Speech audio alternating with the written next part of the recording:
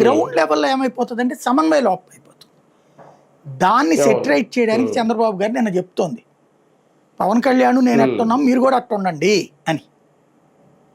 మీ ఇద్దరు పొందుతున్నటువంటి లాయల్టీ, ఆ లెగసీ కింద స్థాయిలో ఇప్పించమని ఎమ్మెల్యేలకు కూడా చెప్పాలి ఆయన.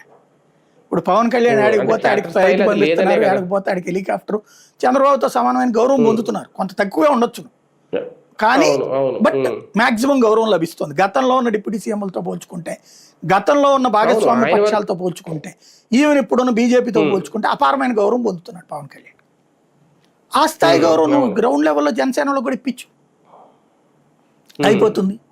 అలా అంటే ఒక టీడీపీ ఎమ్మెల్యే జనసేన ఇన్ఛార్జ్ ఉన్న చోట ఆ గౌరవం లేదనే కదా అది అర్థమవుతుంది. బాబు గారికి కూడా తెలుసు, చెప్తున్నారు అదే, అరే నాయన చెయ్యండి రైట్ లాగా, మన అవసరం.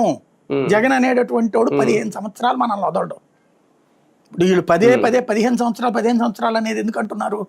ఒక్కసారి జగన్ 5 ఏళ్లలో తీసుకొచ్చిన సంక్షేమ పథకాల ఫలితం 15 సంవత్సరాల పాటు వీళ్ళు కలిసి ఉంటే గానీ కంట్రోల్ చేయలేరు. అప్పటికి పదే ఈ గొడ్డళ్ళు, ఈ మాటలన్నీ మాట్లాడి జగన్ మీద ద్వేషం పెంచి వదిలిపెట్టాలి.